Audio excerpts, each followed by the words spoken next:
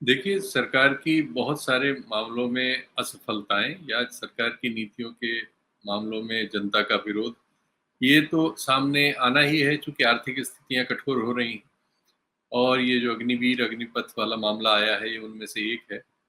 लेकिन बात ये है कि क्या कांग्रेस में वो सामर्थ्य पैदा हो गई है अचानक, जिससे वो इन स्थितियों का लाभ अपने पक्ष में पैदा कर सके? वो एक बड़ा सवाल है और वो सवाल अभी कायम है।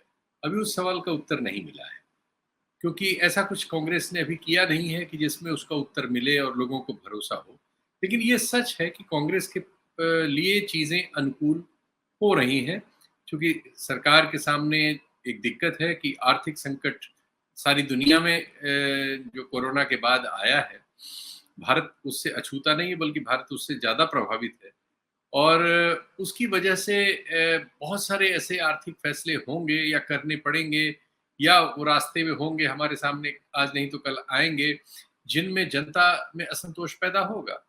और ये जो अग्निपथ वाला मामला है, ये चूँकि इसमें वो सेक्शंस भी शामिल हैं, जो इस राजनैतिक रूप से भारतीय जनता पार्टी और मोदी जी के समर्थक माने जाते हैं। और उनमें से भी बहुत सारे लोग सेना में जाते हैं और वो बहुत समय तैयारी करनी पड़ती है, सेना में भर्ती होना इतना कोई आसान नहीं होता, क्योंकि आबादी बहुत ज़्यादा है।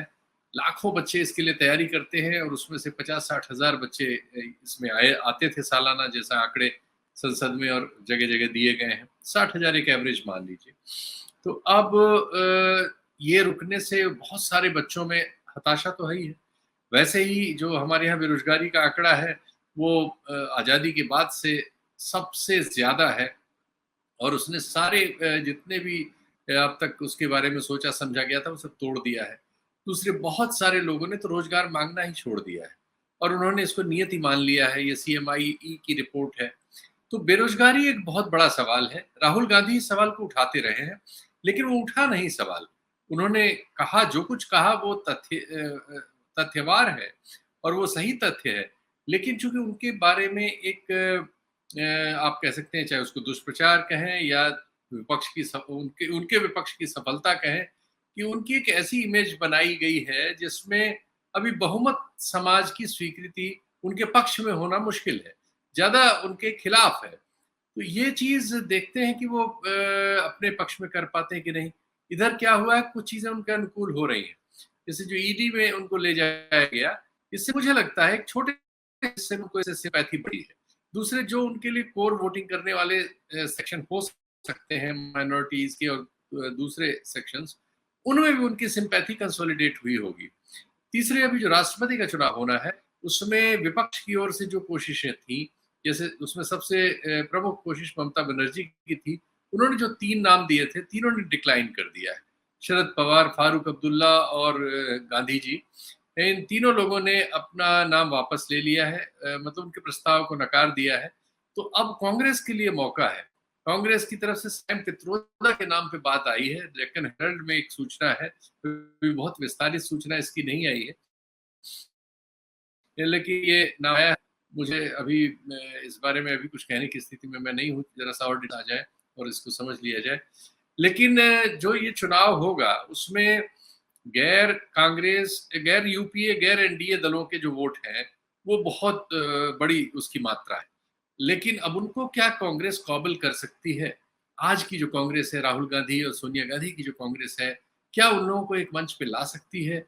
और क्या एक सत्तारूढ़ दल को एक सेटबैक दे सकती है? एक ऐसे समय में जब उड़ीसा की सरकार और आंध्र की सरकार जो है, जो वैसे तो विपक्ष की सरकार है एक तरह से, जो बीजेपी की सरकार नहीं है, लेकिन उनका रिश्ता केंद्र से हमेशा इधर लगातार अच्छा बना हुआ है।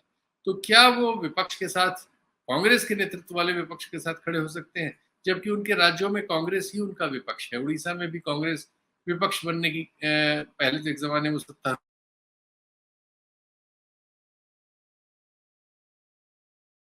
होती थी और उसी में ये सवाल भी है कि क्या ये अग्निपथ और अग्निवीर का जो फियास्को एक तरह से कह सकते हैं सत्तारूढ़ दल के लिए, या वो हो सकता है कि हम लोग ऐसा समझ रहे हो वैसा ना हो, लेकिन क्या इसको अपने पक्ष में कांग्रेस भुना पाने में सफल होगी, ये आने वाले दिनों में देखा जाएगा। और आप हमसे जुड़े रहने के लिए सब्सक्राइब करें YouTube पर, फॉलो करें ट्विटर पर और लाइक करें Facebook पर। और ज्यादा जानकारी के लिए आपको टाइप करना होगा सिर्फ न्यूज नशा।